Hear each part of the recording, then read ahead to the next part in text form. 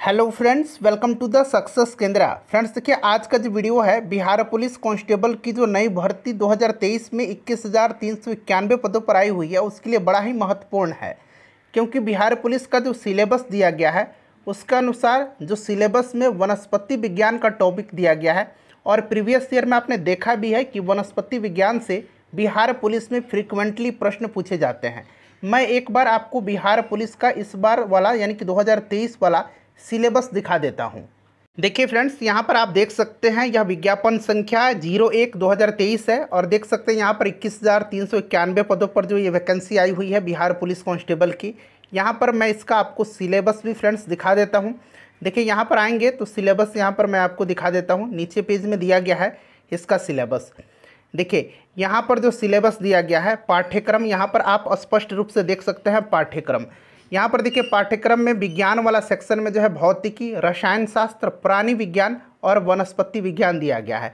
तो ये जो वनस्पति विज्ञान है यानी कि बोटनी वाला टॉपिक कंप्लीट, इसको मैं आज कवर करवा दूंगा। यहाँ से कोई भी प्रश्न आपके एग्जामिनेशन में नहीं छूटेगा। वीडियो को अगर आप ध्यानपूर्वक देख लेंगे तो चलिए स्टार्ट करते हैं। चैनल को सब्सक्राइब कर लीजिए और जो बेल आइकन है उसको ज़रूर दबा लीजिएगा, ताकि बिहार पुलिस की बेहतरीन तरीके से आप तैयारी कर पाएँ। तो चलिए शुरू करते हैं। देखिए फ्रेंड्स, अगर आप इस टॉपिक को ध्यानपूर्वक देख लेंगे तो बिहार पुलिस में वनस्पति विज्ञान यानी कि जो बोटनी वाला सिलेबस दिया गया है वहाँ से आपका एक भी प्रश्न नहीं छूटेगा। और फ्रिक्वेंटली प्रश्न बिहार पुलिस में वनस्पति विज्ञान यानी कि बोटनी से पूछा जाता है। थोड़ा सा मैं जूम कर देता हूँ फ्रेंड्स। देखिए वीडियो लंबा ज़रूर होगा, लेकिन भाई आपके लिए बड़ा ही महत्वपूर्ण होगा। वीडियो को ध्यानपूर्वक अवश्य ही देखिएगा। और इतना मैं मेहनत कर रहा हूँ फ्रेंड्स, प्लीज़ एक बार वीडियो को लाइक ज़रूर कर दीजिए। चलिए ध्यान दीजिएगा। जीव विज्ञान की वह शाखा जिसके अंतर्गत पौधे के रूप, आकार, संरचना, अंगों के कार्य, गतिविधियाँ एवं प्रजनन का अध्ययन किया जाता है, वनस्पति विज्ञान यानी कि बोटनी कहलाता है।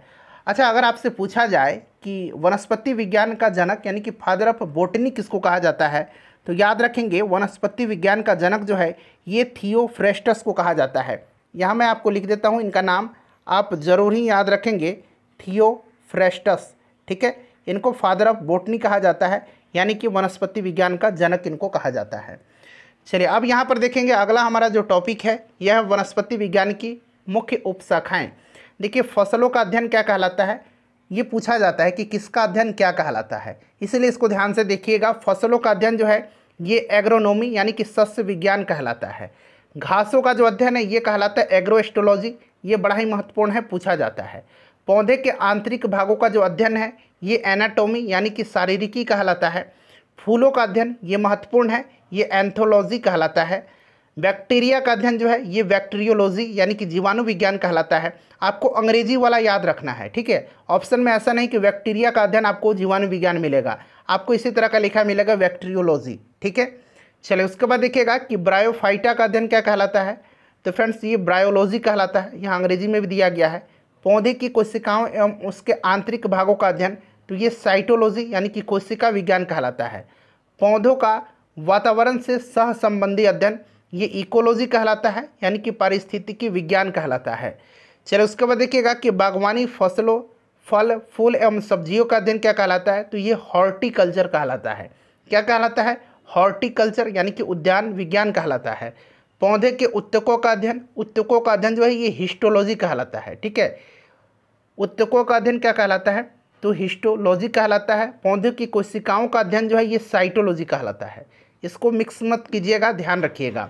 उसके बाद देखिएगा कि पौधे, यहाँ हो गया ये जल से उपचार संबंधित विज्ञान, ये हाइड्रोपैथी कहलाता है। समय मापने का विज्ञान ये होरोलॉजी कहलाता है। जल कृषि एवं जल संवर्धन संबंधित विज्ञान ये हाइड्रोपोनिक्स कहलाता है। क्या कहलाता है, हाइड्रोपोनिक्स कहलाता है। इंपॉर्टेंट है, ध्यान रखिएगा। स्वच्छ जल या झीलों का अध्ययन जो है ये लिम्नोलॉजी कहलाता है। झीलों का अध्ययन क्या कहलाता है, तो याद रखेंगे लिम्नोलॉजी कहलाता है। कवकों का अध्ययन तो ये माइकोलॉजी कहलाता है, ठीक है। कवकों का अध्ययन माइकोलॉजी कहलाता है, और शैवालों का अध्ययन फाइकोलॉजी कहलाता है। इसे भी ध्यान रखेंगे, आगे आपको मिलेगा भी। उसके बाद देखिए पौधों की बाह्य संरचना एवं आकृति का अध्ययन क्या कहलाता है, तो ये मॉर्फोलॉजी कहलाता है, यानी कि आकारिकी कहलाता है। मौसम विज्ञान को मेट्रियोलॉजी कहा जाता है। परागकणों का अध्ययन जो है ये कहलाता है, यहाँ पर देखिएगा पोलेनोलॉजी, ठीक है, ये परागकणों का अध्ययन कहलाता है।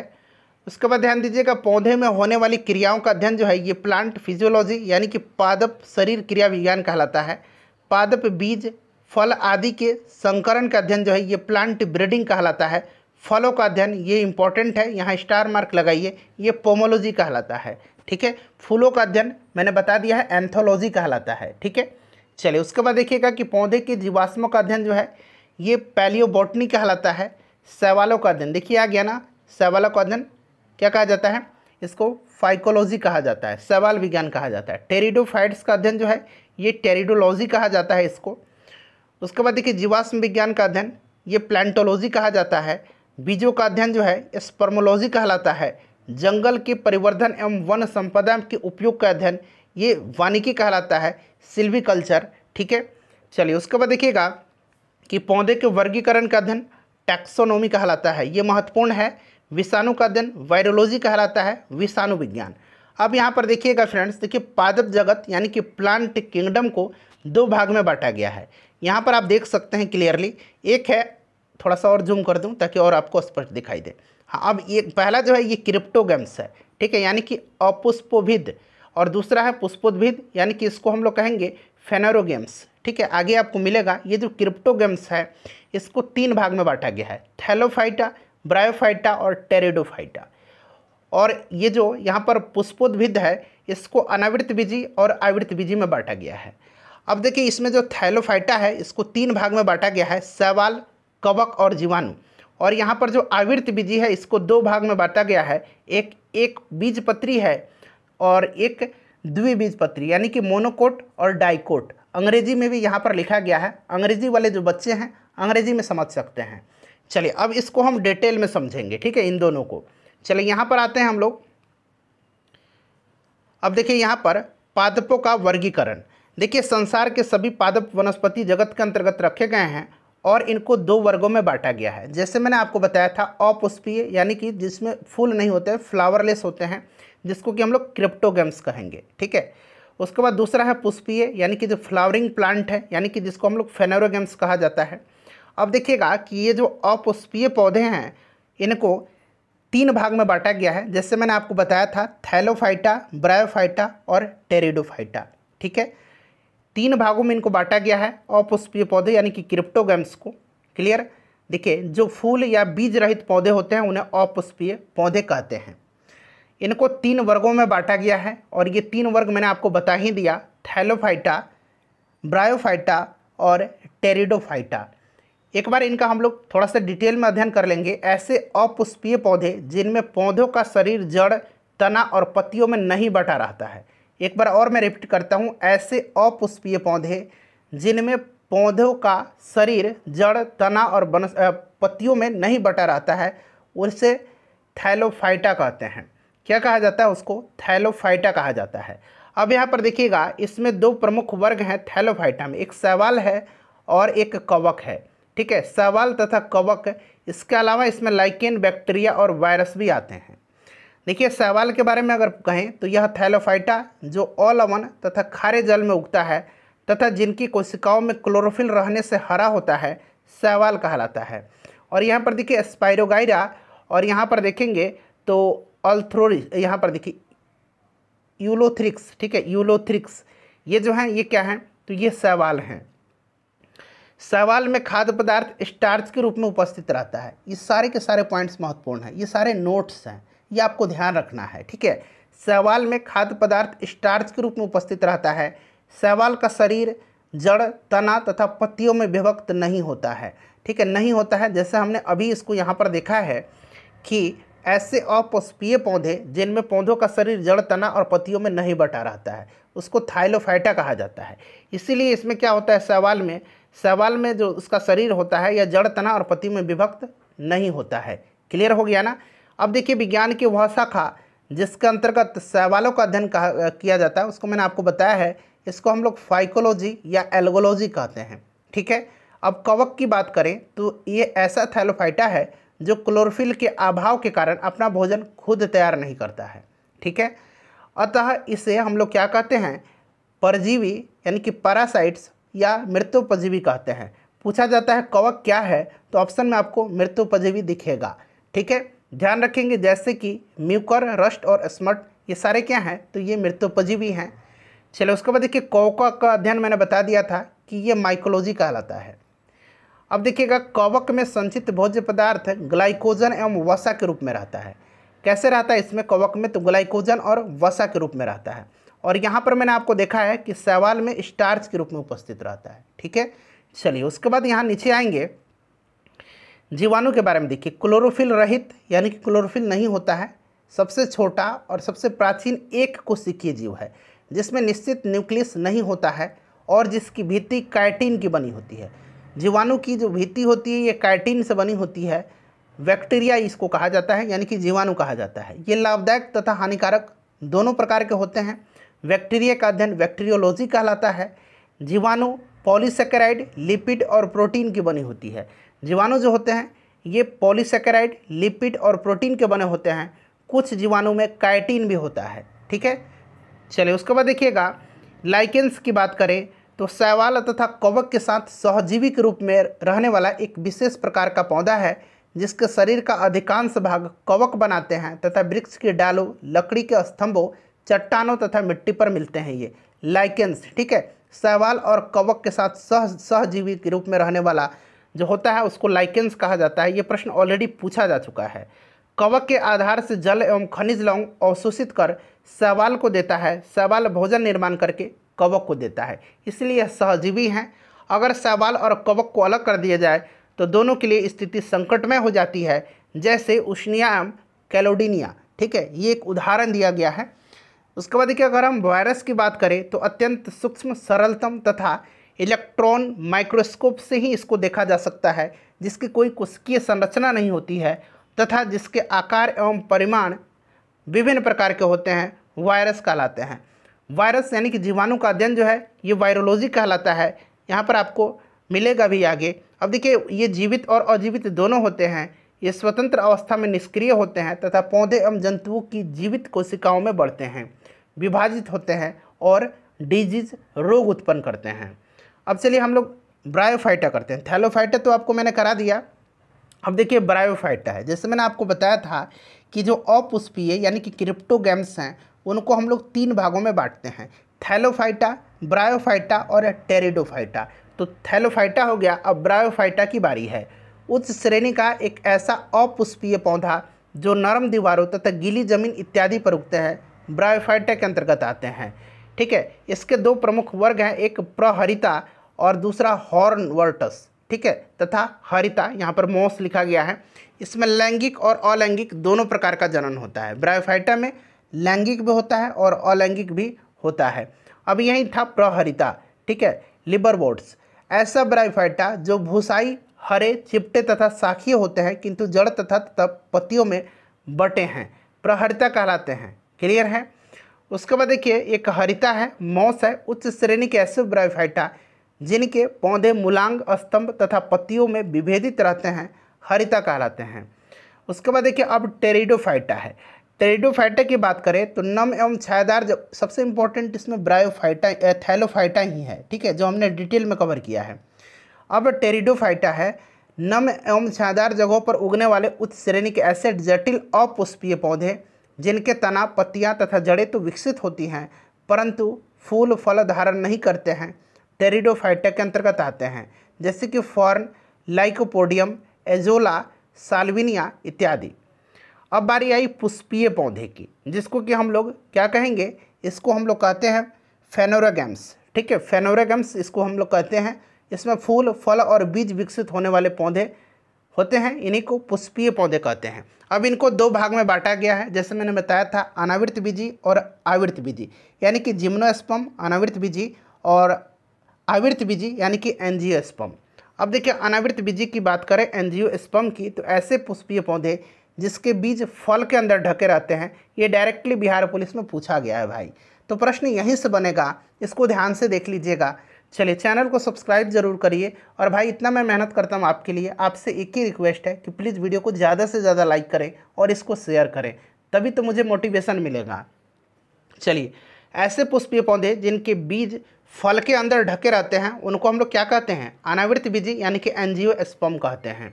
इनके भी दो वर्ग हैं। एक क्या है, तो ये आपका एक बीजपत्री, ठीक है, एक बीजपत्री और एक द्विबीजपत्री है। ऐसे अनावृत बीजी जिसके भ्रूण में केवल एक बीजपत्र होता है, एक बीजपत्री कहलाता है। ये पौधे शाक तथा झाड़ी वाले होते हैं। इनके उदाहरण गेहूँ है, धान है और मक्का है। और दूसरा है द्विबीजपत्री, ऐसे आवृत बीजी जिसमें भ्रूण में दो बीजपत्र होते हैं। इसमें क्या था, इसमें एक बीजपत्र था, इसमें दो बीजपत्र होता है। इसको द्विबीजपत्री कहा जाता है। जैसे कि शाक, झाड़ी, वृक्ष ये सब होते हैं, इसमें मटर और चना होता है द्विबीजपत्री, ठीक है। चलिए अब देखिए, ये द्विबीजपत्री मटर को जो आप तोड़ेंगे ना, तो ऐसे तोड़िएगा, देखिए इसमें दो भाग होता है, ठीक है। जैसे मटर का, चना का दाल जब बनाया जाता है तो ये दो अलग अलग हो जाते हैं ना, दोनों सटे होते हैं। और चावल में देखिएगा एक ही दाना होता है। अब आइए अनावृत बीजी यानी कि जिम्नोस्पर्म की। इसमें क्या होता है कि ऐसे पुष्पीय, सबसे पहले तो याद रखना है ये पुष्पीय हैं, ठीक है, यानी कि ये फ्लावरिंग प्लांट होते हैं। ऐसे पुष्पीय पौधे जिनके बीज फल में नहीं ढके रहते हैं, इनको अनावृत बीजी कहते हैं। इनके दो मुख्य वर्ग हैं। एक यहाँ पर देखिएगा साइकेड्स है और दूसरा है कोनिफॉर्म्स। देखिए साइकेड्स क्या होता है, ऐसे लंबे पुष्पीय पौधे जिनके धड़ ऊर्ध्व, मजबूत तथा अशाखीय होते हैं। और ऐसे पौधे जो लंबे ऊर्ध्व शाखायुक्त तने वाले तथा सदाबहार होते हैं और जिसमें विकसित जड़ें एवं हरी सरल पत्तियां पाई जाती हैं, कोनिफॉर्म कहलाते हैं, ठीक है। चलिए अब यहाँ पर देखिएगा कि ऐसे पौधे के भ्रूण में अनेक बीजपत्रक पाए जाते हैं। ये क्या है, पाइनस है, इसमें अनेक बीजपत्र पाए जाते हैं। चिलगोजा को जिम्नोस्पर्म का मेवा कहा जाता है। जिम्नोस्पर्म का मेवा किसको कहा जाता है, तो चिलगोजा को। अनावृत बीजी यानी कि जिम्नोस्पर्म में संवहन ऊतक पाए जाते हैं। जिम्नोस्पर्म में, अनावृत बीजी में संवहन ऊतक होता है और उसमें नहीं होता है, ध्यान रखेंगे, ठीक है। आवृत बीजी में नहीं होता है, अनावृत बीजी में संवहन ऊतक होता है। अब देखिए पादपों के विभिन्न अंग, एक बार वीडियो को लाइक कर दीजिए। चलिए आगे बढ़ेंगे, एक बार वीडियो को लाइक कर दीजिए। देखिए पादपों के विभिन्न अंग, प्रकार एवं कार्य। अब देखिए इसको हम लोग कहेंगे प्लांट मॉर्फोलॉजी यानी कि पादप अभिकारिकी, ठीक है। विभिन्न पादप भागों जैसे कि जड़, तना, पत्ती, पुष्प, फल आदि के रूपों एवं गुणों का अध्ययन जो है ये प्लांट मॉर्फोलॉजी कहलाता है, ठीक है। चलिए अब हम रूट के बारे में पढ़ेंगे। यहाँ से ऑलरेडी प्रश्न बिहार पुलिस में पूछा गया था। आगे मैं आपको बताता हूँ प्रश्न क्या पूछा गया था। देखिए यहाँ पर ध्यान देंगे फ्रेंड्स कि जड़ या मूल पौधे का वह भाग है जो जमीन के अंदर रह करके पौधे के लिए जल एवं खनिज लवणों का अवशोषण करता है एवं पौधों को जमीन पर स्थिर रखने का कार्य करता है, ठीक है। ये समझ गए आप। जड़ सदैव प्रकाश से दूर भूमि में वृद्धि करता है। अब देखिए यहाँ पर पौधे के जड़ के विभिन्न भाग भी यहाँ पर दिया गया है, ठीक है। अब यहाँ पर देखिएगा एक है आपका रूट कैप जिसको कि मूल टोपी कहा जाता है। जड़ के अगले सिरे पर स्थित यह मूल टोपी जड़ को क्या करता है, सुरक्षा प्रदान करता है। कौन सुरक्षा प्रदान करता है, तो रूट कैप। एक ग्रोइंग रीजन है, वर्धन प्रदेश जिसको हिंदी में कहेंगे। हर समय नई कोशिकाओं का निर्माण कर वृद्धि को बनाए रखने वाला यह भाग मूल टोपी के ठीक पीछे होता है। एक आपका है जोन ऑफ लॉन्गिएशन, यहाँ पर देखिए दीर्घीकरण प्रदेश, ठीक है, इसमें लगातार वृद्धि होती रहती है। मूल रोम प्रदेश, रूट हेयर रीजन, ये क्या करता है, तो यह कोमल मूल रोमों से ढका रहता है जिसमें मूल रोम जल एवं खनिज पदार्थों के अवशोषण का कार्य करते हैं। एक है आपका जोन ऑफ, यहाँ पर देखिए जोन ऑफ मैच्योरेशन यानी कि परिपक्व प्रदेश, जड़ की आखिरी भाग जिस पर सहायक जड़ें निकलती हैं। अब देखिए जड़ के प्रकार, ये ज़्यादा इंपॉर्टेंट है, ये उतना इम्पोर्टेंट नहीं था लेकिन ये इंपॉर्टेंट है। जड़ दो प्रकार के होते हैं, एक मुसला जड़ होता है, एक मुसला जड़ है जिसको कि हम लोग टैप रूट कहते हैं, और एक है अपस्थानिक जड़ जिसको कि एडवेंशियस रूट कहा जाता है। प्रश्न बिहार पुलिस में पूछा गया था कि बरगद जो होता है, बरगद में किस प्रकार का जड़ पाया जाता है। देखिए बरगद में किस प्रकार का जड़ पाया जाता है, तो बरगद में, पान में और अमरबेल में, याद रखिएगा अमरबेल में, ठीक है, अमरबेल में, इनमें जो है कौन सा जड़ पाया जाता है, तो इनमें अपस्थानिक जड़ पाया जाता है। ये वाला जड़, इसमें अपस्थानिक जड़ पाया जाता है, ठीक है। इन तीनों में प्रश्न इस तरह से पूछा गया था, ठीक है। अब देखिए एक एक करके पढ़ लेते हैं टैप रूट के बारे में। मुसला जड़ के, मूलांकुर से बने प्रथम मूल के दीर्घीकरण के फलस्वरूप बने मूल को मुसला जड़ कहा जाता है। ऐसे जड़ें द्विबीजपत्री पौधे में पाए जाते हैं जैसे कि सरसों, चना, आम, नीम इत्यादि में, ठीक है। आम में और नीम में पूछेगा तो मूसला जड़ टैप रूट पाया जाता है। बरगद पूछेगा तो अपस्थानिक जड़ होता है इसमें, ठीक है। सरसों चना ये इसमें मेनली ये द्विबीजपत्री, मैंने बताया था ना द्विबीजपत्री, ठीक है।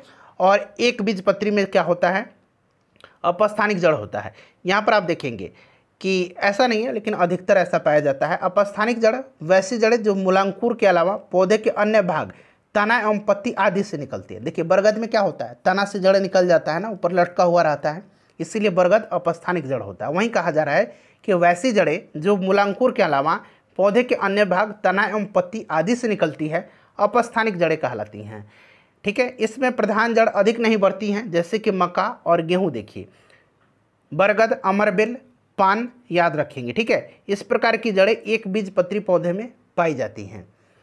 अब देखिए जड़ का रूपांतरण एक बार देख लीजिएगा। ये जड़ का जो रूपांतरण है ना, ये आपका टैप रूट में होता है, ये टैप रूट में, मूसला जड़ में, ठीक है। अब देखिए मूसला जड़ की ये रूपांतरण है, जैसे मैंने अभी आपको बताया, तुर्क रूपी मूल, ठीक है, यानी कि फ्यूजिफॉर्म। यह दोनों सिरे पर पतली एवं बीच में मोटी होती है, जैसे कि मूली। मूली पूछेगा तो ये तुर्क रूपी मूल का यानी कि फ्यूजिफॉर्म का एग्जाम्पल है। उसके बाद देखिए कोनिकल का पूछेगा तो गाजर है। यह ऊपर से मोटी तथा नीचे की ओर क्रमशः पतली होती है, गाजर, ठीक है। कोनिकल होता है गाजर, ऐसा होता है ना। चलिए उसके बाद देखिए कुंभी रूप। कुंभी रूप यह फूल कर मोटी हो जाती है। ये फूल करके कैसा होता है, मोटा होता है, लेकिन नीचे का भाग पतला होता है, जैसे कि सलजम और चुकंदर। ये सब ध्यान रखना है आपको। उसके बाद देखिएगा गांठदार मूल। इसमें फूल कर आकार में वृद्धि कर लेने के बाद भी रूपांतरण नहीं होता, जैसे कि गुलाबांश। उसके बाद देखिएगा कि ग्रंथिल मूल, मूल ग्रंथियों या गांठों से युक्त जड़ें ग्रंथिल जड़ें कराती हैं, जैसे कि मटर और मूंगफली का, ठीक है। चलिए अब यहाँ पर देखिएगा वनस्पति का वर्गीकरण, ये बड़ा पूछा जाता है। यहाँ पर देखिए रेगिस्तान और स्टेपीज में उगने वाले पौधे को क्या कहा जाता है, तो इसको एरिमोफाइट्स कहा जाता है। इसको क्या कहा जाता है, एरिमोफाइट्स कहा जाता है, एरिमोफाइट्स कहा जाता है, एरिमोफाइट्स कहा जाता है। किसको, तो रेगिस्तान और स्टेपीज में उगने वाले पौधे को। चट्टानों पर उगने वाले पौधे को लिथोफाइट्स कहा जाता है। प्रश्न बनता है कि चट्टानों पर उगने वाले पौधे को लिथोफाइट्स कहा जाता है, ध्यान रखेंगे क्या कहा जाता है, लिथोफाइट्स। बालू में उगने वाले पौधे को सैमोफाइट कहा जाता है, इसको सैमोफाइट कहा जाता है। काष्ठीय झाड़ीदार पौधे, इसको स्क्लेरोफाइट कहा जाता है। अम्लीय मृदा में उगने वाले पौधे को ऑक्सिलोफाइट कहा जाता है। लवण युक्त क्षेत्रों में मिलने वाली वनस्पतियां जैसे कि मैनग्रोव, गोल्ड मोहर आदि हैलोफाइट के अंतर्गत आते हैं, ठीक है। चलिए टुंड्रा अथवा शीत प्रधान क्षेत्रों में जो वनस्पतियां उगती है ये पूछा जाता है, उसको क्रायोफाइट कहा जाता है। ये महत्वपूर्ण है, ठीक है, याद रखिएगा, जैसे कि मॉस, लाइकेन इत्यादि इसमें सम्मिलित होते हैं। मेसोफाइट पूछा जाता है, तो ये शीतोष्ण कटिबंधीय क्षेत्रों में उगने वाले जो वनस्पति हैं, मेसोफाइट। हाइड्रोफाइट, इसके अंतर्गत जल प्लावित क्षेत्रों की वनस्पतियाँ आती हैं। उसके बाद देखिए मरुस्थलीय जीरोफाइट, मरुस्थलीय क्षेत्रों में जो वनस्पतियाँ होती हैं उसको जीरोफाइट कहा जाता है, जैसे कोई कैक्टस, बबूल, सेजब्रस, ठीक है, ये सब, खजूर, कीकर, ये सब आते हैं इसके अंतर्गत। उसके बाद देखिए हाइग्रोफाइट, हाइग्रोफाइट यानी कि इसमें अधिक आर्द्रता वाले जो क्षेत्रों में पौधे उगते हैं उनको हाइग्रोफाइट कहा जाता है। भूमध्य रेखीय उष्णार्द्र क्षेत्रों में जो वनस्पति उगती हैं या दलदली क्षेत्रों में जो वनस्पति उगती हैं उसको हाइग्रोफाइट कहा जाता है। ट्रोपोफाइट, इस प्रकार की वनस्पतियों के अंतर्गत उष्णकटिबंधीय जलवायु वाली वनस्पति और घासों को सम्मिलित किया जाता है। तो इसमें से देखिए इंपॉर्टेंट क्या क्या है, एक जीरोफाइट है, ठीक है, एक मेसोफाइट है, उसके बाद एक क्रायोफाइट है, एक हैलोफाइट है, और यहाँ पर देखिए एक लिथोफाइट है, चट्टान पर उगने वाले पौधे, ठीक है, इसको ध्यान रखिएगा। चलिए उसके बाद देखिए अब तना के हम लोग प्रकार और उसके कार्य का अध्ययन करेंगे। बीज का वह प्रांकुर जो प्रकाश की ओर वृद्धि करता है और आगे चल करके इस पर शाखाएं, पत्तियां, फूल एवं फल आदि उगते हैं, यह तना स्टेम कहलाता है, ठीक है। तना के रूप और आकृति की बात करें तो देखिए वृक्ष, इसका तना कोर तथा कई शाखाओं से भरा रहता है, जैसे कि आम और इमली का। एक झाड़ी होता है, इसमें 3 से 10 फुट लंबा, कठोर और शाखायुक्त तना होता है, जैसे कि गुलाब और उड़हुल का। एक शाख होता है हरा और मुलायम तना, जैसे कि तुलसी, बैगन, टमाटर, ये सब। तो याद रखेंगे, टमाटर पूछेगा, तुलसी पूछेगा तो ये शाख है, ठीक है, गुलाब उड़हुल पूछेगा तो ये झाड़ी है, इमली आम वृक्ष है, ठीक है। तना के प्रकार की बात करते हैं तो एक भूमिगत तना है, अंडरग्राउंड, एक अर्ध वायुवीय तना है यानी कि सब एरियल स्टेम्स, एक वायुवीय तना है यानी कि एक एरियल स्टेम है। ये 3 प्रकार के तने हैं। अब हम लोग यहाँ पर भूमिगत तना की बात करें तो देखिए भूमिगत तना का प्रकार एक प्रकंद है, राइजोम, मोटा मांसल तथा पृथ्वी की ओर बढ़ने वाला तना, जैसे कि अदरक, केला, फर्न, हल्दी इत्यादि वाला। ठीक है, अब यहाँ पर आइए, अब आगे बढ़ेंगे हम लोग, दूसरा कर लेंगे। तो दूसरा जो है यहाँ पर देखिए आकंद यानी कि ट्यूबर, भूमिगत तने का अग्रभाग जो खाद्य पदार्थों के संग्रह। ये हम लोग क्या पढ़ रहे हैं पहले आप यहाँ पर देख लीजिए। तो ये आपका जो है यह तना का प्रकार है, यह तना का प्रकार है। ठीक है, भूमिगत तना का रूपांतरण। ठीक है, चलिए भूमिगत तना के रूपांतरण में मैंने आपको प्रगंध बता दिया। और उसके बाद दूसरा देख लीजिए, दूसरा जो है ये प्रकंद के बाद आकंद है। भूमिगत तने का अग्रभाग जो खाद्य पदार्थों के संग्रह के बाद मोटा हो जाता है और फट जाता है, जैसे कि आलू। ठीक है, उसके बाद शल्यकंद है, उसके बाद धनकंद है। ये सब याद रखिएगा। ये आपका किसका हो गया, तो ये आपका किसका हो गया, तो याद रखेंगे ये आपका भूमिगत तना हो गया सब। उसके बाद अर्धवायुवीय तना पढ़ेंगे। देखिए अर्धवायुवीय तना में क्या होता है, तो ऊपरी भूस्तरी, उदाहरण घास और ब्रह्मबूटी। उसके बाद देखिए भूस्तरी का ऑफसेट, अरारोट, और यहाँ पर देखिए चमेली, जलकुंभी, ये सब आते हैं। फिर शक्कर है, अंतः भूस्तरी, इसमें गुलदाउदी, पुदीना, स्वेंती, ये सब आते हैं। भूस्तरी में देखिए क्या आता है, अरबी, स्ट्रॉबेरी, ये सब आते हैं। अब एक ही देखिए वायवीय रूपांतरण। वायवीय रूपांतरण क्या है, तो स्तंभ तंतु, इसमें आपका अंगूर की बेल, पैसीफ्लोरा, कुकुरबिटेसी, ये सब आते हैं। स्तंभ कंटक में बेल, करंदा, बबूल, नींबू, ये सब आते हैं। ठीक है, स्टेम थॉर्न जिसको कहते हैं। परिणाम स्तंभ, इसमें उदाहरण में क्या दिया गया, नागफनी, यूफोर्बिया, पत्र कंद यानी कि बुलविल में डायस्कोरिया, गलेबा इत्यादि। उसके बाद देखिए प्रणाभ पर्व, इसमें सतवार, रसकस, ये सब आता है। स्टेम का कार्य क्या है, तो यहाँ पर देखिएगा तना जल और घुले हुए लवणों को जड़ों से लेकर के पत्तियों तक एवं तैयार भोज्य पदार्थों को पत्तियों से लेकर के अन्य भागों यानी कि संग्रह अंगों या वर्धी क्षेत्रों में पहुँचाता है। तना यांत्रिक रूप से विभिन्न दिशा में उत्पन्न शाखाओं को आलंब प्रदान करता है। तना शाखा एवं पत्तियों को धारण करता है। तना भोजन संग्रह के कार्य भी करता है, जैसे कि आलू, हल्दी, प्याज, अदरक, ये तना है। ठीक है, कुछ पौधों में तना जल संग्रहण का भी कार्य करता है, जैसे कि ओपुंसिया यहाँ अंग्रेजी में लिखा गया है। अब देखिए अब हम पत्ती के बारे में पढ़ते हैं। तो देखिए आकार में चपटी एवं पर्णहरित की उपस्थिति के कारण हरी दिखने वाली पत्ती पौधा का वह भाग है जिसमें पौधा अपना भोजन निर्माण करते हैं तथा जिसके सहारे श्वसन और बाष्पोत्सर्जन यानी कि ट्रांसपिरेशन जैसी पादपीय जैविक क्रियाएं संपन्न होती है। किसके द्वारा, ये पत्ती के द्वारा। अब यहाँ पर देखिए पत्ती का जो प्रकार है ये आपका देखिएगा, ये सामान्य पत्र हैं, उसके बाद सल्क पत्र है, सहपत्र है और पुष्पीय पत्र है। इसके अतिरिक्त पत्तियों के अन्य प्रकार भी हैं, जैसे कि स्तंभिक पर्ण। ठीक है, स्तंभिक पर्ण हो गया। अब यहाँ पर देखिएगा सामान्य पत्र के जो उदाहरण है, अमरूद, आम, नीम की पत्तियाँ सामान्य पत्र है। प्याज और लहसुन की पत्तियाँ सल्क पत्र हैं। उसके बाद देखिएगा बोगनवेलिया का सहपत्र है, पत्तियों के आकार की बीज पत्र। ठीक है, चलिए अब हम लोग स्तंभिक पर्ण यानी कि यहाँ पर कॉलिन लीफ दिया गया है, उसके बारे में देखिए। स्तंभिक लीफ भूमि के बाहर, यहाँ पर देखिए भूमि के बाहर तने से निकलने वाली होती है, तने से निकलने वाली, उसको स्तंभिक पर्ण कहा जाता है।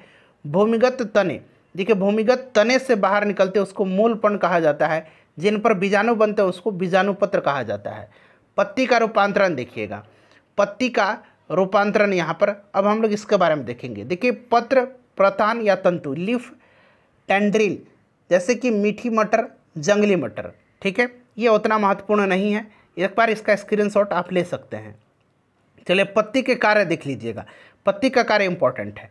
क्लोरोफिल की उपस्थिति में प्रकाश संश्लेषण के दौरान वायुमंडलीय कार्बन डाइऑक्साइड एवं जल से भोज्य पदार्थ का संश्लेषण करता है। पौधे और वायुमंडल के बीच विभिन्न गैसों का आदान प्रदान पत्तियों के द्वारा होता है। जल द्वारा अवशोषित अतिरिक्त जल पत्तियों के छिद्र द्वारा ही वायुमंडल में चला जाता है। इस क्रिया को हम लोग वाष्पोत्सर्जन कहते हैं, ट्रांसपिरेशन कहते हैं। कुछ पत्तियां भोजन संग्रह का भी कार्य करती हैं। अब हम लोग पुष्प के बारे में यहाँ पर अध्ययन करेंगे।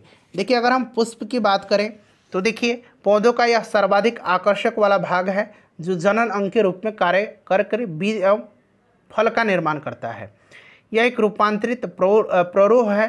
पुष्प के विभिन्न अवयव जिस भाग में लगे हैं उसे पुष्पासन कहते हैं।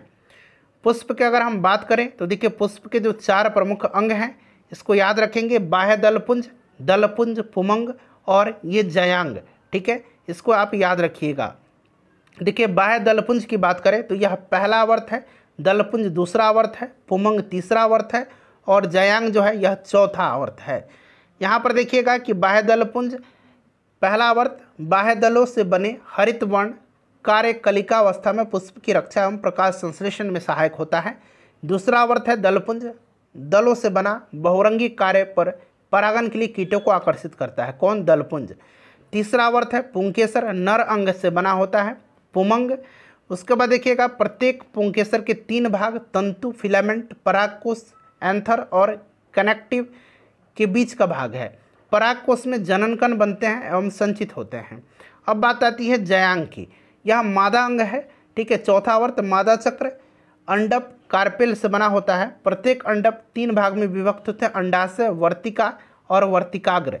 ठीक है, याद रखेंगे। यहाँ पर 3 भाग पुंकेसर के भी हैं, फिलामेंट, परागकोश और कनेक्टिव। इसका 3 भाग अंडाशय, वर्तिका और वर्तिकाग्र है। यह बीजाणु तथा निषेचन के बाद फल का निर्माण करता है। अब देखिए एक लिंगी पुष्प होता है जिसको कि यूनिसेक्सुअल कहा जाता है। इसमें क्या होता है कि जनन अंग, इसमें जिस पुष्प में जनन अंग द्वय में से एक होता है, माने दोनों में से कोई एक होता है, ये आपका दोनों में से कोई एक ही होता है, एक अनुपस्थित होता है, इसको एक लिंगी पुष्प कहा जाता है। क्या कहा जाता है? इसको एक लिंगी पुष्प कहा जाता है। अब यहाँ पर देखिए द्विलिंगी, द्विलिंगी में क्या होता है? वैसे पुष्प जिसमें दोनों जनन नर और मादा दोनों होते हैं उसको द्विलिंगी पुष्प कहा जाता है। एक है एक लिंगाश्रयी पुष्प, जब दोनों नर और मादा पुष्प दोनों पौधे पर पाए जाते हैं, 2 पौधे पर, तो उसको लिंगाश्रयी पुष्प कहा जाता है। उभयलिंगाश्रयी, देखिए उभयलिंगाश्रयी जब एक ही पौधे पर नर एवं मादा पुष्प पाए जाते हैं। उसके बाद देखिएगा परिपुष्प, वह बाह्य दलपुंज एवं दलपुंज के रूप में रंग एवं आकार एक होने पर परिपुष्प कहलाता है। जब जयांग एक ही अंडप से बनी होती है जैसे कि मटर और चना का, ये एकांडप कहलाता है। ठीक है, चलिए उसके बाद देखिएगा द्विअंडप, जब जयांग के अंडपों की संख्या 2 हो जैसे कि सरसों और मूली। बहुअंडपी, अंडपों की संख्या 5 से अधिक हो जैसे कि पोस्तो। उसके बाद देखिए जब पुंकेसर जयांग से जुड़े पाए जाते हैं उसको पुंजायोगी कहा जाता है। अब फ्रूट की बारी आती है तो पके हुए अंडाशय को फल कहते हैं। अंडाशय को फल कहा जाता है जिसमें बीज बनते हैं। निषेचन के बाद अंडाशय में विकसित गूदेदार मृदुतक विभिन्न अम्ल, शर्करा और अन्य उपयोगी पौधे से भर जाता है तथा अंडाशय भित्ति फल भित्ति का रूप धारण कर लेती है। देखिए फल भित्ति के 3 भाग हैं, बाह्य फल भित्ति, मध्य फल भित्ति और अंतः फल भित्ति। यानी कि यहाँ पर देखिए एपीकार्प, मेसोकार्प और एंडोकार्प। बाहरी स्तर बाह्य फल भित्ति, मध्य स्तर पर मध्य फल भित्ति और सबसे अंदर वाले स्तर पर अंतः फल भित्ति यानी कि एंडोकार्प है। फल के प्रकार की बात करते हैं, एक ट्रू फ्रूट होता है, सत्य फ्रूट, और एक कूट फल होता है। आपने देखा होगा अमरूद और आम, आम हमेशा पूछा जाता है तो यह सत्य फल है, ट्रू फ्रूट है। जब फल बनने में सिर्फ पुष्प का अंडाशय ही भाग लेता है, सिर्फ क्या भाग लेता है? अंडाशय, तो वैसे फल को सत्य फल कहा जाता है। और जब फल बनने में पुष्प के अन्य भाग जैसे कि अंडाशय के अलावा पुष्पासन, बाह्य दलपुंज इत्यादि भाग लेते हैं उसको कूट फल कहा जाता है। ठीक है, चलिए उसके बाद देखिएगा एक है आपका सिंपल फ्रूट, अंडाशय से विकसित होता है। ठीक है, ध्यान रखेंगे। अब हम बीज के बारे में बात करें तो बीजों का निर्माण फर्टिलाइजेशन यानी कि निषेचन के बाद बीजांड में से होता है। कहाँ से होता है? बीजांड से होता है। एक बीज में भिन्न निम्न रचना पाई जाती है। कौन कौन सी? तो एक बीजावरण है, ठीक है, यानी कि सीड कोट, यह बीज का आवरण है ऊपर वाला। बाहरी आवरण को टेस्टा और अंदर वाले आवरण को यहाँ पर देखिए टैगमेन कहते हैं, TEGMEN। ठीक है, यह बीजों को क्या करते हैं? सुरक्षा प्रदान करते हैं।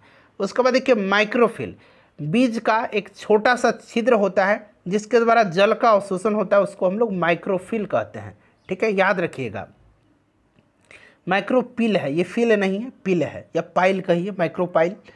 अंकुरन के समय यानी कि रेडिकल माइक्रोपाइल से जुड़ी निकलता है, माइक्रोपाइल से निकलता है अंकुरन। ठीक है, अब देखिए भ्रूण है एक इम्ब्रोय, यह बीज के अंदर अविकसित पौधा होता है। इसमें रेडिकल यानी कि मूलांकुर और प्रांकुर नामक रचना पाई जाती है। मूलांकुर से जड़ तथा प्रांकुर से तने का विकास होता है। अब ये नोट करने वाली पॉइंट है, मूलांकुर से जड़ और प्रांकुर से तना का विकास होता है। ठीक है, मूलांकुर से किसका? जड़ का, और परांकुर से तना का विकास होता है। देखिए भ्रूणपोष एंडोस्पर्म, यह भ्रूण को पोषण प्रदान करता है। कुछ बीजों में भ्रूणपोष संचित होते हैं तथा कुछ बीजों में अनुपस्थित होते हैं। जिस बीज में एंडोस्पर्म यानी कि भ्रूणपोष उपस्थित होता है उसको एंडोफॉर्मिक सीड कहा जाता है, जैसे कि चावल, गेहूं, मक्का, नारियल, अंडी इत्यादि। और जिस बीज में एंडोस्पर्म अनुपस्थित होता है उसको नॉन एंडोस्पर्मिक सीड कहा जाता है, जैसे कि चना, मटर, सेम। ठीक है, चना मटर जो फली वाले हैं, चना मटर सेम, ये नॉन एंडोस्पर्मिक सीड कहलाते हैं। और यहाँ पर देखिएगा चावल, गेहूं, मक्का, नारियल, ये सब एंडोस्पर्मिक सीड कहलाते हैं। बीजपत्र दो प्रकार के होते हैं, एक है एक बीजपत्री और एक है द्विबीजपत्री। ठीक है, मोनोकोट और डाइकोट। वैसे बीज जिसमें एक बीजपत्र होता है उसको मोनोकोट कहा जाता है, और इसे दो बराबर दलों में विभक्त नहीं किया जा सकता है। जैसे मैंने बताया था, चावल के दाने को दो भाग में नहीं किया जा सकता है, गेहूं को नहीं किया जा सकता है, मक्का को नहीं किया जा सकता है। चना और मटर सेम को देखिए, आम में भी जब गुठली तोड़िएगा तो उसमें दो होता है, दो बीजपत्र होता है। ठीक है, तो ये दो बीजपत्री कहलाते हैं, डाइकोट कहलाते हैं, ये मैंने आपको बता दिया है। एक बीजपत्री, तो ये मक्का का बीज एक बीजपत्री होता है, गेहूं का और चावल धान का। ठीक है, देखिए मक्का का जो यहाँ पर देखिए, मक्का कैरियोप्सिस टाइप का फल है। ऊपरी भाग में भ्रूणपोष पाया जाता है, यह स्टार्ची होता है। एंडोस्पर्म यानी कि भ्रूणपोष के बाहरी स्तर में प्रोटीन का स्तर होता है, जिसको कि क्या कहा जाता है? एलियोरन लेयर कहा जाता है। ठीक है, निचले भाग को एम्ब्रोइक पाया जाता है, निचले भाग में उसका ढाल के आकार की रचना पाई जाती है, जिसको कि हम लोग क्या कहते हैं? जिसको कि स्क्रोटलम कहते हैं। ठीक है, उसके बाद देखिएगा इसमें मूलांकुर एवं परांकुर पाए जाते हैं। रेडिकल जिस रचना में से ढका होता है उसको कोलियोराइजा तथा प्लूम्यूल से ढका रहता है उसको कोलियोप्लाइटिल कहा जाता है। ठीक है, ये सब उतना महत्वपूर्ण नहीं है। चलिए, चना का द्विबीजपत्री होता है, ये आप याद रखिएगा। अब हम लोग यहाँ पर बात करेंगे परागकण की। ठीक है, पॉलिनेशन की। तो एक स्वपरागन होता है। देखिए, परागकोश की बात करें तो परागकोश से परागकण को वर्तिकाग्र तक पहुँचने की क्रिया को पॉलिनेशन यानी कि परागकण कहा जाता है। पॉलिनेशन परागकण दो प्रकार के होते हैं। एक स्वपरागन है, जब परागकोश से परागकण उसी फूल से वर्तिकाग्र तक पहुँचते हैं तब ऐसी क्रिया को स्वपरागन कहते हैं, जैसे कि कैमेलिना, इसमें जो है स्वपरागन होता है। और एक यहाँ पर आप यहाँ पर देखेंगे तो दूसरा जो है यहाँ पर परपरागन है। परपरागन में जब परागकोश यहाँ पर देखिएगा कि जब परागकोश से परागकण उसी पौधे के दूसरे फूल या उसी जाति के दूसरे पौधे के पुष्प के वर्तिकाग्र तक पहुँचते हैं तो उसको क्रॉस पोलिनेशन कहा जाता है। क्लियर है? जैसे कि कद्दू, करेला, पपीता, ताड़ इत्यादि। अब यहाँ पर देखेंगे कि जो पुष्प में परागकण होता है उनकी विधि हवा द्वारा, जो यहाँ से प्रश्न बनता है। ठीक है, ये VVI है। देखिए, हवा द्वारा जो परागन होता है उसको क्या कहा जाता है? एनिमोफिलियस कहा जाता है, वायु परागन। जो कीट द्वारा होता है इसको कहा जाता है एंटमोफिलस कहा जाता है। ठीक है, कीट परागन। उसको क्या कहा जाता है? जो जल द्वारा होता है इसको हाइड्रोफिलियस कहा जाता है। पक्षियों के द्वारा ऑर्निथोफिलियस कहा जाता है। घोंघे के द्वारा इसको मेलाकोफिलस कहा जाता है। चमगादड़ के द्वारा इंपॉर्टेंट है, इसको चीरोपेट्रीफिलस कहा जाता है। जंतु के द्वारा इसको जंतु परागन यानी कि जूफिली कहा जाता है। ये सब इंपॉर्टेंट है, इसको स्क्रीनशॉट ले लीजिए। PDF आपको टेलीग्राम पर 4-5 दिन के बाद दे दिया जाएगा। ठीक है, रिवीजन एक बार आप लोग कर लीजिएगा। अब मैंने आपको परपरागन स्वपरागन बता दिया। अब देखिए, परागन के लिए जो अनुकूलता होता है उसको देखिए। स्वपरागन के लिए एक है आपका बाइसेक्सुअलिटी यानी कि द्विलिंगता। द्विलिंगी पुष्प में स्वपरागन की क्रिया होती है। समलिंगी परिपक्वता, ठीक है, यानी कि होमोगेमी। द्विलिंगी पुष्प के नए जनन भाग एवं मादा जनन भाग एक ही समय में परिपक्व होते हैं, वैसी स्थिति में सेल्फ पोलिनेशन होता है। ठीक है, सेल्फ पोलिनेशन। वैसे फूल जो हमेशा बंद रहते हैं उसमें सेल्फ पोलिनेशन होता है, जैसे कि कैमेलिनिया मैंने आपको बताया था। परागन के लिए जो अनुकूलता है यही सेम चीज़ है, शायद नहीं, स्वपरागन के लिए है। अब परागन के लिए तो एक लिंगता है। एक लिंगी पुष्प में परागन की क्रिया होती है, जैसे कि कद्दू, करेला, पपीता। विषमलिंगी परिपक्वता, द्विलिंगी पुष्प में जब मेल रिप्रोडक्टिव पार्ट एवं फीमेल रिप्रोडक्टिव पार्ट एक समय में परिपक्व नहीं होते हैं, वैसी स्थिति को क्या कहा जाता है? विषमलिंगी परिपक्वता कहा जाता है। चलिए, अब यहाँ पर देखेंगे हम लोग पादप औतिकी यानी कि प्लांट हिस्टोलॉजी, यानी कि उत्तक टिश्यू कोशिकाओं का वैसा समूह जिसकी उपस्थिति एवं कार्य समान होते हैं उत्तक कहलाता है। ठीक है, उत्तकों के अध्ययन को हिस्टोलॉजी कहा जाता है। पौधों में दो प्रकार के उत्तक होते हैं, एक विभाज्योति उत्तक है और दूसरा यहाँ पर आप देखेंगे विभाज्योति उत्तक के बाद तो दूसरा कौन सा है, एक तो विभाज्योति उत्तक हो गया। ठीक है, दूसरा कौन सा उत्तक हो गया, तो दूसरा आपका हो गया अस्थायी उत्तक। एक परमानेंट टिश्यू हो गया, एक आपका मेरिस्मेटिक टिश्यू है विभाज्योति उत्तक, दूसरा आपका परमानेंट टिश्यू है। ठीक है, ध्यान रखेंगे। चलिए अब हम लोग यहाँ पर विभाज्योति उत्तक के बारे में जानते हैं। वैसे उत्तक जिसकी कोशिकाएं, ये बड़ा इंपॉर्टेंट है, ये उत्तक वाला जो प्लांट उत्तक है ना, ये बड़ा महत्वपूर्ण है, प्लांट टिश्यू।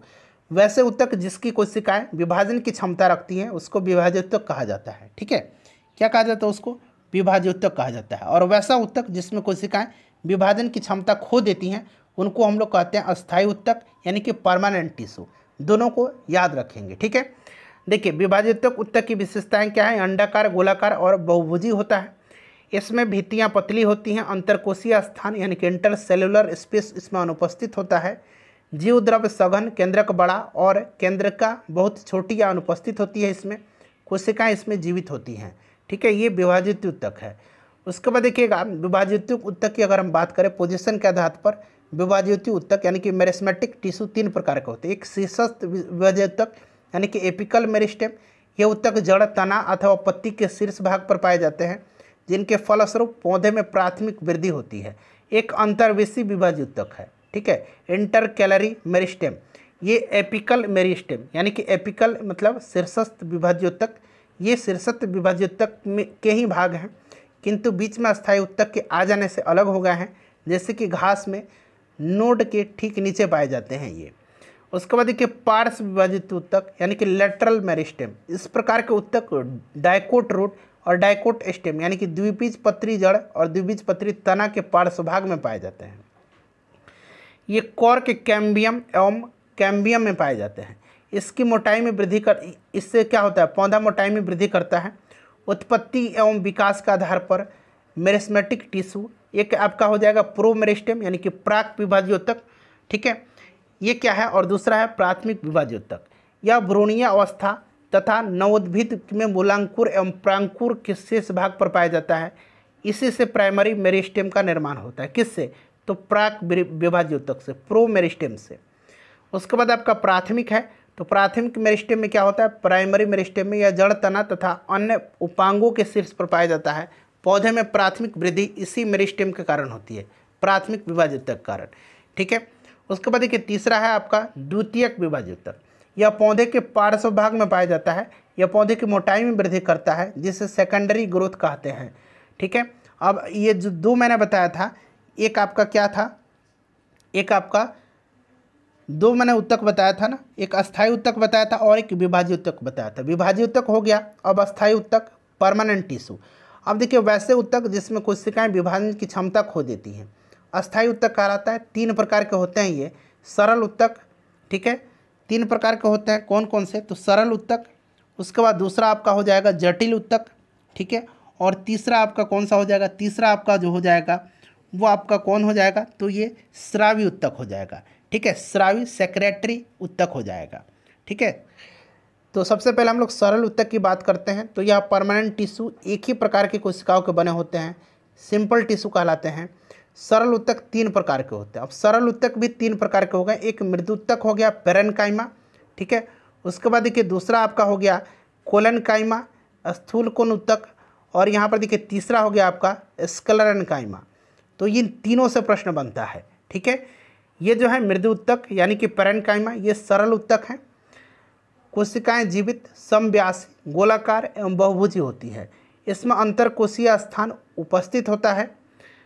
इसमें जो है रंग की सहायता से एयर का विनिमय होता है। जाइलम, फ्लोएम, कॉर्टेक्स, पित्त के अधिकांश भाग पेरेन्काइमा के ही बने होते हैं। यह भोजन संचय का कार्य करता है। जब पेरेन्काइमा में एयर स्पेस होता है उससे एरेन्काइमा कहते हैं। जब सामान्यतः जलीय पौधे में पाया जाता है यह एरेन्काइमा। ठीक है, यह पौधे की जल की सतह पर प्लवन में सहायक होता है। जब पेरेन्काइमा में क्लोरोफिल उपस्थित होता है तो उसको क्लोरेन्काइमा कहा जाता है। इस प्रकार की कोशिकाएं मुख्यतः पत्तियों में पाई जाती हैं, क्लोरेन्काइमा। ठीक है। ये कोलेनकाइमा, ये कोलेनकाइमा है, स्थूल कोण उत्तक। ये क्या करता है, तो यह पौधों को सहारा, सपोर्ट, यांत्रिक शक्ति यानी कि मैकेनिकल स्ट्रेंथ प्रदान करता है। यह लचीला होता है। कौन? कोलेनकाइमा। प्रश्न बनता है यांत्रिक शक्ति कौन प्रदान करता है, सहारा कौन प्रदान करता है, तो कोलेनकाइमा पौधे को सहारा प्रदान करता है। कोशिकाएं जीवित एवं लंबी होती है। इंटरसेलुलर स्पेस के कोनों पर सेलुलोज एवं पैक्टिन के जमाव के कारण इसमें मोटाई होती है। ठीक है, इन सारे पॉइंट्स को फ्रेंड्स आप ध्यान जरूर रखेंगे, प्रश्न यहीं से बनता है। उसके बाद देखिए एक ड्रीड उत्तक है, स्क्लेरेनकाइमा। यह निर्जीव रचना है यानी कि नॉन लिविंग रचना है। इनकी कोशिकाओं की भित्ति मोटी और लिग्निन की बनी होती है। किसकी? लिग्निन की, याद रखिएगा। यह पौधे को यांत्रिक शक्ति और सहारा प्रदान करता है। अब जटिल उत्तक की बात आई है, तो जाइलम और फ्लोएम जटिल उत्तक होते हैं, याद रखिएगा। जब परमानेंट टिश्यू भिन्न भिन्न प्रकार की कोशिकाओं को बना होता है वह कॉम्प्लेक्स टिश्यू जटिल उत्तक कहलाता है। जाइलम, ठीक है। उसके बाद फ्लोएम जटिल उत्तक उदाहरण है। जाइलम जल एवं खनिज लवण पौधे के विभिन्न भागों में पहुंचाता है, इसे कंडक्टिंग टिश्यू कहते हैं। इसमें 4 सेल पाए जाते हैं। कौन कौन से? तो एक ट्रैकिड्स है, वाहिनिकाएं। दूसरा वेसल्स हैं, वाहिकाएं। तीसरा जो है ये जाइलम पेरेन्काइमा है, और चौथा जो है ये जाइलम फाइबर्स है। ठीक है, चलिए यहाँ पर ध्यान रखेंगे, जाइलम जल का संवहन करता है, और ये क्या है, तो ये जटिल उत्तक के उदाहरण हैं जाइलम और फ्लोएम। क्लियर है? चलिए अब यहाँ पर आइए फ्लोएम के बारे में बात करें। यह जीवित रचना है, पौधे के विभिन्न भागों में संवहन करता है, किसका? भोजन का। इसमें भी 4 कोशिकाएं हैं। एक सीओ ट्यूब्स है, पूछा जाता है सीओ ट्यूब्स किसका भाग है, तो याद रखेंगे फ्लोएम का है। ठीक है, याद दे देगा इनमें से कौन सा फ्लोएम का भाग नहीं है, और फ्लोएम में ये 3 दे देगा, sieve tubes, companion cells, phloem parenchyma और फ्लोएम फाइबर। इसमें से 3 दे देगा, और एक यहाँ पर दे देगा इसमें से, ये जाइलम वाला। ठीक है, एक जाइलम वाला दे देगा, ये ट्रैकिड्स दे देगा। तो आपको याद रखना है ट्रैकिड्स जो है ये जाइलम का भाग है। वाहिकाएं यानी कि वेसल्स भी जाइलम का भाग है। जाइलम पेरेन्काइमा, तो ये जाइलम से ही पता चल जा रहा है जाइलम है। जाइलम तंतु, ठीक है, जाइलम देखिए, और इसमें भी फ्लोएम पेरेन्काइमा और फ्लोएम तंतु पाया जाता है, फ्लोएम पेरेन्काइमा और फ्लोएम फाइबर। बस इसमें आपको याद रखना है कंपेनियन सेल्स, और इसमें सीओ ट्यूब्स, ये आपका फ्लोएम के भाग हैं। ठीक है, याद रखिएगा। चलिए अब तीसरा है स्रावी उत्तक। क्लियर है? ये 2 प्रकार के होते हैं, एक एक्सटर्नल एक्सक्रेटरी, ठीक है, और दूसरा है इंटरनल एक्सक्रेटरी, याद रखेंगे। चलिए उसके बाद देखिएगा अगला है हमारा प्लांट फिजियोलॉजी, यानी कि पादप शरीर की क्रिया, विसर्जन, डिफ्यूजन, गैस द्रव विलयनों के पदार्थों के स्वतंत्र अणु उच्च सांद्रता से कम सांद्रता की ओर जाते हैं। इस घटना को क्या कहा जाता है? इसको विसर्जन कहा जाता है। जड़ों द्वारा जल का अवशोषण भी विसर्जन ही कहलाता है, विसर्जन के द्वारा ही होता है। ठीक है, याद रखेंगे किसके द्वारा होता है? विसर्जन के द्वारा होता है। उसके बाद देखिए एक परासरण है, ऑस्मोसिस। परासरण किसी विलायक अणुओं का विसरण है जो उस समय होता है जब विलायक को उसके विलय या विभिन्न सांद्रता वाले 2 विलयनों को एक अर्धपारगम्य झिल्ली के द्वारा अलग कर दिया जाता है। पौधे से जल का अवशोषण अपने मूल रोमों की सहायता से परासरण द्वारा होता है, याद रखेंगे, ऑस्मोसिस के द्वारा। भूमिगत जल 3 प्रकार का जल जो है पाया जाता है, गुरुत्वीय जल, आर्द्रताग्राही जल और कोशिका जल। जल मिट्टी में रिस करके गुरुत्वीय बल के नीचे चला जाता है, यह जल पौधे नहीं ले पाते हैं। यह मजबूत बल के कारण मृदा कणों पर पतली फिल्म के रूप में अधोशोषित होती है, और यह भी पौधों को नहीं मिल पाता है। आर्द्रताग्राही जल, कोशिका जल, यह जल मृदा के कणों एवं सूक्ष्म नलिकाओं से भरा रहता है, यह जल जड़ों के द्वारा अवशोषित किया जाता है, कोशिका जल। ग्लानी गुणांक, ठीक है, यह मिट्टी से बची हुई जल की मात्रा है जिसमें कोई पौधा अस्थायी मुरझान प्रकट करता है जबकि उसने सारा जल अवशोषित कर लिया है और आगे अवशोषित नहीं कर सकता है, ग्लानी गुणांक। अब यहाँ पर वाष्पोत्सर्जन यानी कि ट्रांसपिरेशन जो है पौधे के वायुव्य भागों से जल की हानि को वाष्पोत्सर्जन कहते हैं। वाष्पोत्सर्जन की क्रिया के फलस्वरूप पत्तियों से पानी का लॉस होता है। पत्तियों की कोशिकाओं में जल की कमी से होने वाले इसे चूसन दाब यानी कि सक्शन प्रेशर से उत्पन्न होता है, जिसके फलस्वरूप जाइलम से जल पत्तियों तक पहुंचता है। पत्तियों की जाइलम तना एवं शाखाओं से जल घिसती है। इस प्रकार से जाइलम में जल का एक कॉलम बन जाता है तथा जल रूट हेयर द्वारा पत्तियों तक पहुंचता है। वाष्पोत्सर्जन में स्टोमेटा की भूमिका। वाष्पोत्सर्जन की क्रिया मुख्यतः पत्तियों में उपस्थित स्टोमेटा द्वारा होता है। ये प्रश्न पूछा जाता है किसके द्वारा? तो स्टोमेटा के द्वारा होता है। एस्टोमेटा में एक छिद्र होता है जिसे एस्टोमेटा पोर कहा जाता है। यह छिद्र कोशिकाओं द्वारा घिरा होता है जिसे गार्ड सेल कहते हैं। गार्ड सेल का वाल छिद्र के निकट मोटा होता है। वाष्पोत्सर्जन की क्रिया एस्टोमेटा के खुलने और बंद होने पर निर्भर करती है। ठीक है, याद रहेगा आपको। दिन में सेल गार्ड जो होता है, गार्ड सेल K+ आयन की मात्रा अधिक होती है, जिसके कारण जीव द्रव्य की सांद्रता बढ़ जाती है। इसके फलस्वरूप अन्य कोशिकाओं से जल गार्ड सेल में भर जाता है, जिसके कारण गार्ड सेल फूल जाता है। ठीक है, ये सब याद रखिएगा। अंधेरे में K+ आयन गार्ड सेल से बाहर चले जाते हैं, जिसके फलस्वरूप इसमें उपस्थित जीव द्रव्य की सांद्रता कम हो जाती है। चलो उसके बाद देखिए, वाष्पोत्सर्जन पर प्रभाव डालने वाले जो कारक है, ये आपका प्रकाश की तीव्रता और तापमान में वृद्धि। ठीक है, वाष्पोत्सर्जन की दर इसमें बढ़ जाती है। आर्द्रता बढ़ने पर वाष्पोत्सर्जन घटता है, तेज हवा में वाष्पोत्सर्जन बढ़ता है। ये सारा का सारा प्रश्न बनता है। उसके बाद देखिएगा, क्यूटिकल का थिकर लेयर, थिक लेयर जो होता है, ये धंसा हुआ एस्टोमेटा हाइपोडर्मिस का थिक वाल, म्यूकुलेज डक्ट इत्यादि वाष्पोत्सर्जन क्रिया को कम कर देते हैं। ये सारी चीज़ें जो हैं ये वाष्पोत्सर्जन की क्रिया को कम करते हैं। ठीक है, वाष्पोत्सर्जन का अगर महत्व देखें तो जल एवं खनिज लवण को जड़ से पत्ती तक पहुंचाने में मदद करता है। पौधे में ताप एवं ऊष्मा को संतुलित करता है। ठीक है, हानिकारक प्रभाव, वाष्पोत्सर्जन की क्रिया अत्यधिक होने पर पौधे मुरझा जाते हैं। याद रखिएगा। पोटोमीटर क्या है? तो ऐसा उपकरण जिसके द्वारा वाष्पोत्सर्जन की दर मापा जाता है, यह पोटोमीटर कहलाता है। चलिए उसके बाद देखिएगा कि बिंदु स्राव, पौधे से द्रव के रूप में अतिरिक्त जल निकलने को बिंदु स्राव कहा जाता है। जल द्रव के रूप में जिस छिद्र के द्वारा बाहर निकलता है उसको हाइड्रोथोड कहा जाता है। ठीक है, अगला देखिएगा कि जो यहाँ पर बिंदु स्राव है, यहाँ पर देखिए बिंदु स्राव की क्रिया टमाटर, बार्ली, घास इत्यादि में होता है। बिंदु स्राव द्वारा निकले जल मैग्नीशियम, मैंगनीज, सोडियम आदि लवणीय उपस्थित इसमें रहते हैं। अब यहाँ पर देखेंगे फ्रेंड्स हम लोग आगे, खनिज पोषण यानी कि मिनरल न्यूट्रिशन। 16 आवश्यक तत्वों की आवश्यकता होती है पौधे की वृद्धि के लिए, जिसमें से 10 तत्व दीर्घमात्रिक और 6 लघुमात्रिक हैं। इसमें से एक भी की कमी से पौधे का पूर्ण विकास नहीं होता है। दीर्घमात्रिक पोषण, ये 10 तत्व हैं जो इस प्रकार से कौन कौन से, carbon, hydrogen, oxygen, nitrogen, phosphorus, potassium, magnesium, calcium, sulphur और आयरन। ये क्या है? दीर्घमात्रिक पोषण तत्व हैं। ठीक है, और लघुमात्रिक 6 होते हैं। कौन कौन से हैं? तो यहाँ पर देखिएगा जिंक, कॉपर, मैंगनीज, बोरोन, मोबिलिंडम और क्लोरीन। देखिए नाइट्रोजन यौगीकरण यानी कि नाइट्रोजन फिक्सेशन, प्रकृति में 78% जो है नाइट्रोजन गैस की मात्रा है, लेकिन पौधे के लिए यह अनुपयोगी है, क्योंकि पौधे नाइट्रोजन को गैस के रूप में नहीं बल्कि नाइट्रेट और नाइट्राइट के रूप में ग्रहण करते हैं। इसलिए नाइट्रोजन का यौगीकरण पौधे के लिए बड़ा ही महत्व है। जब बिजली चमकती है तब प्रकृति में ऑक्सीजन और नाइट्रोजन आपस में मिलकर के नाइट्रेट बनाते हैं। ठीक है, नाइट्राइट बनाते हैं।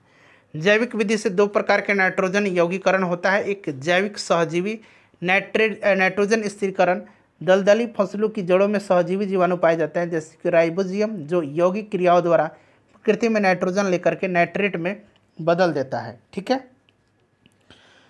उसके बाद असहजीवी जैविक नाइट्रोजन यौगीकरण, कुछ नीलहरित शैवाल जैसे कि एनबीना, साइटोनिमा, नोस्टोक, रिविलेरिया आदि तथा जीवाणु जैसे कि एजोटोबैक्टर, क्लोस्ट्रीडियम आदि स्वतंत्र रूप से नाइट्रोजन यौगीकरण कहते हैं। ये असहजीवी नाइट्रोजन यौगीकरण है। ठीक है, और ये जैविक सहजीवी है।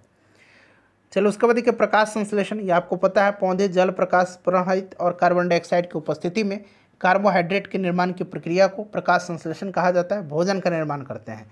ये इक्वेशन आप याद रखिएगा, 6CO2 + 12H2O। परहरित प्रकाश की उपस्थिति में ये कार्बोहाइड्रेट का निर्माण हो रहा है, ऑक्सीजन उप उत्पाद है, बायो प्रोडक्ट है इसमें, और जल है। चलिए, केवल हरे पौधे और कुछ जीवाणु हैं सूर्य की ऊर्जा का अवशोषण करके उसे रासायनिक रूप से बदलने में समर्थ होते हैं और शर्करा का संश्लेषण करते हैं। ठीक है, इस क्रिया को प्रकाश संश्लेषण कहा जाता है। पर्णहरित एक अणु है जो मानव रक्त के हीमोग्लोबिन के समान है। ठीक है, क्लोरोफिल। प्रकाश संश्लेषण की क्रिया में इस अणु का प्रमुख स्थान है। प्रकाश संश्लेषण द्वारा प्रकाश ऊर्जा को रासायनिक ऊर्जा में बदला जाता है। ठीक है, याद रखिएगा। क्लोरोफिल कितने प्रकार के होते हैं? तो 4 प्रकार के। एक क्लोरोफिल ए है, ये हरा रंग होता है। क्लोरोफिल बी, ये भी हरा रंग है। एक कैरोटीन होता है लाल रंग, और जैंथोफिल होता है पीला रंग। ये फॉर्मूला भी आप याद रख सकते हैं। ठीक है, चलो उसके बाद देखिएगा कि कैरोटीन यानी कि जो लाल रंग वाला क्लोरोफिल है, और एक जैंथोफिल जो पीला रंग वाला क्लोरोफिल है। इसमें हेड रीजन अनुपस्थित होता है। क्लोरोफिल ए में मिथाइल ग्रुप और क्लोरोफिल बी में अल्डिहाइड ग्रुप होता है। ये ध्यान रखेंगे दोनों पॉइंट। प्रकाश संश्लेषण के लिए आवश्यक पदार्थ जो है ये कार्बन डाइऑक्साइड है, जल है, क्लोरोफिल और सूर्य के प्रकाश है। प्रकाश संश्लेषण की क्रिया प्रकाश की तीव्रता की मात्रा पर निर्भर करता है। यदि प्रकाश अधिक है तो प्रकाश संश्लेषण की दर भी अधिक होगी। इस क्रिया की दर प्रकाश के लाल रंग में सबसे अधिक और हरे रंग में सबसे कम होता है। इंपॉर्टेंट पॉइंट है, ठीक है। प्रकाश संश्लेषण की पूरी प्रक्रिया को दो भागों में बांटा जाता है, एक प्रकाशिक है और एक अप्रकाशिक है, यानी कि एक लाइट रिएक्शन है और एक डार्क रिएक्शन है। लाइट रिएक्शन में क्या होता है, यह अभिक्रिया हरित लौंग में उपस्थित ग्रेना में संपन्न होती है, ठीक है, यह ग्रेना में संपन्न होती है। और जो अप्रकाशिक है ये कहाँ पर होती है संपन्न, तो ये स्ट्रोमा में होती है। अप्रकाशिक स्ट्रोमा में होता है और ये ग्रेना में होता है, इतना याद रखिएगा आप। सूर्य के प्रकाश में क्लोरोफिल में के इलेक्ट्रॉन उत्तेजित होते हैं, जिसके फलस्वरूप ऊर्जा मुक्त होती है और उस ऊर्जा को एडीपी से एटीपी का निर्माण होता है। क्लियर हो गया। अब यहाँ पर देखिए, इस प्रकार की ऊर्जा, इस प्रकार की सूर्य के प्रकाश ऊर्जा रासायनिक ऊर्जा में परिवर्तित होती है। उत्तेजित इलेक्ट्रॉन द्वारा जल अपघटित होकर के H+ आयन और OH आयन में परिवर्तित होते हैं। उसके बाद यहाँ पर देखिएगा NADP, यहाँ पर देखिएगा निकोटिनिमेट, यहाँ पर देखिए निकोटिनिमाइड, एडेनिन, यहाँ पर देखिए डाई न्यूक्लियोटाइड फॉस्फेट, ठीक है। हाइड्रोजन ग्राही है जो कि हाइड्रोजन को ग्रहण करके NADPH2, देखिए यहाँ 2 लिखा गया है, में परिवर्तित होता है, यहाँ पर देखिएगा। क्लियर है। चलिए उसके बाद अब यहाँ पर देखिएगा कि O2 का निष्कासन H2O से होता है। ऑक्सीजन का पूछेगा तो लाइट रिएक्शन की क्रिया ATP का निर्माण होता है। NADPH2 बनता है, जैसे कि मैंने आपको बताया है, जल का अपघटन होता है और ऑक्सीजन इसमें मुक्त होता है। अब अप्रकाशिक हो गया, जैसे मैंने बताया था कि यह क्रिया क्लोरोप्लास्ट की उपस्थिति में स्ट्रोमा में होता है। लाइट रिएक्शन में ATP और NADPH2 का जो निर्माण होता है वह स्ट्रोमा में पहुंचता है, ठीक है। NADPH2 हाइड्रोजन को स्ट्रोमा में छोड़ देता है। वायुमंडल में कार्बन डाइऑक्साइड स्ट्रोमा में पहुंचता है, ठीक है, वायुमंडल से। CO2 का ग्राही जो है यहाँ पर देखिए राइबोलोज डाइफॉस्फेट है, यहाँ पर देखिएगा। जब CO2 एवं हाइड्रोजन मिलकर के कार्बोहाइड्रेट का निर्माण होता है, अब जो है मिलकर के होता है। 30 से 35 डिग्री ताप पर प्रकाश संश्लेषण की दर अधिकतम होती है, याद रखिएगा। ऑक्सीजन की अधिकता होने पर प्रकाश संश्लेषण की दर कम हो जाती है। स्टार्च के संचित होने पर भी प्रकाश संश्लेषण की दर घटती है। ये तीनों पॉइंट इंपॉर्टेंट है, ठीक है। चलिए अब देखिएगा कि संतुलन प्रकाश तीव्रता यानी कि कंपनसेशन पॉइंट सायंकाल या सुबह में पौधे के श्वसन के फलस्वरूप निकली CO2 कार्बन प्रकाश संश्लेषण के लिए उपयुक्त होती है। बाहर से कार्बन डाइऑक्साइड की आवश्यकता नहीं होती है, यह संतुलन प्रकाश की तीव्रता कहलाता है, ठीक है। प्लांट हार्मोन, आपको पता है हार्मोन विशेष कार्बनिक यौगिक हैं जो बहुत कम मात्रा में पौधे में उपापचयी क्रियाओं को नियंत्रित करते हैं। अब यहाँ पर देखिएगा प्लांट ग्रोथ रेगुलेटर इसको कहा जाता है। पौधे में निम्न हार्मोन्स पाए जाते हैं। एक ऑक्सिन है, ठीक है, एक क्या हो गया, एक ऑक्सिन है। दूसरा क्या हो गया, दूसरा जो हो गया जिब्रेलिन्स हो गया। तीसरा आपका साइटोकाइनिन हो गया। चौथा आपका इथिलीन हो गया, फ्लोरेजिन्स हो गया, ठीक है, याद रखिएगा। एब्सिसिक एसिड हो गया। ये सब पादप हार्मोन है। इस हार्मोन की खोज डार्विन ने किया था, ठीक है। उसके बाद देखिएगा इसका उदाहरण यहाँ पर देखिए क्या क्या है, तो indole acetic acid IAA, indole butyric अम्ल IBA, naphthalene acetic acid NAA2,4-D यानी कि 2,4 डाइक्लोरोफेनॉक्सी एसिटिक एसिड, ये सब ऑक्सीजन के एग्जाम्पल हैं। इसका मुख्य कार्य क्या है, तो ऑक्सीजन के कारण पौधे में शीर्ष प्रमुखता होती है तथा पार्श्व कलिकाओं ऑक्सिलरी बड की वृद्धि रुक जाती है। कुछ पौधे में शीर्ष कलिका काट दी जाती है जिसके कारण पार्श्व कलिका में वृद्धि होती है। जड़ों की शाखाओं की संख्या बढ़ती है। पत्तियों एवं फूलों के झड़ने में नियंत्रण करता है। यह खरपतवार को नष्ट करता है। बीज रहित फल के निर्माण में सहायक होता है। बीज रहित फल को यह यहाँ पर देखिएगा पार्थेनोकार्पिक कहते हैं, जैसे कि टमाटर, अंगूर, सेब, ये सब। अब जिब्रेलिन्स है, इसकी खोज किया था किसने, कुरोसावा ने 1926 में। जिब्रेला फ्यूजिकुरोई नामक कवक से उस हार्मोन को इन्होंने प्राप्त किया था। जिब्रेलिन का कार्य क्या है, पौधे की लंबाई बढ़ाने में सहायक होता है। बीजों को प्रसुप्तावस्था में रंग भरता है। पुष्पों के बनने पर नियंत्रण रखता है। इसमें प्रयोग प्रायः नर पुष्प की उत्पत्ति होती है। बड़े आकार के फल प्राप्त करने में सहायक होता है। कलिकाओं की प्रसूति को यह भंग करता है। साइटोकाइनिन जो है, यह मिलर ने इसकी खोज किया था और यह कोशिका विभाजन में सहायक होता है। ठीक है, याद रखिएगा। चलिए, ये सब आपके यहाँ पर देखिए हार्मोन दिए गए हैं, oxygen, gibberellin, ethylene, abscisic acid, cytokinin. ठीक है, इनका कार्य भी यहाँ पर दिया गया है, वही मैं आपको बता भी रहा हूँ। ऑक्सिन का पत्तियों के विगलन को रोकना, खरपतवार को नष्ट करना, फसल गिरने से रोकना। जिब्रेलिन्स का बौने पौधों को लंबा करना, किसका कार्य है? जिब्रेलिन का। फूल बनने में मदद करना। एथिलीन, यह फल के पकाने में, और यह गैसीय हार्मोन है एकमात्र, याद रखेंगे। उसके बाद देखिएगा कि एक फ्लोरोजिन्स है, आगे आपको मिलेगा, यह पुष्प खिलाने में सहायक होता है। इथिलीन मैंने बता दिया। एब्सिसिक एसिड, पुष्पन में बाधक, बीजों के सुसुप्त अवस्था में रखना और पत्तियों का विगलन। साइटोकाइनिन कोशिका विभाजन में सहायक होता है। क्लियर है? इतना हो गया। साइटोकाइनिन मैंने आपको बता दिया, कोशिका विभाजन में सहायक होता है। क्लियर है? चलिए, अब यहाँ पर आइएगा, तो साइटोकाइनिन हो गया आपका।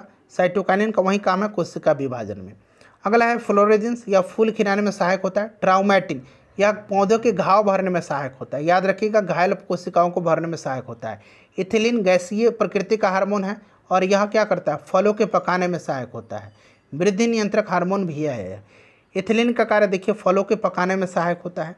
याद रखिएगा इसको, PDF आपको टेलीग्राम पर मिल जाएगा। ठीक है, याद रखेंगे सारे पॉइंट्स को आप। अब देखिए श्वसन, रेस्पिरेशन, दो प्रकार का होता है, एक अनॉक्सी और एक ऑक्सी श्वसन होता है। एक ऑक्सी है यहाँ पर। ठीक है, अब अनॉक्सी वाला पढ़ते हैं, तो यहाँ पर देखेंगे कि यह श्वसन ऑक्सीजन की अनुपस्थिति में होता है। ठीक है, अनऑक्सी।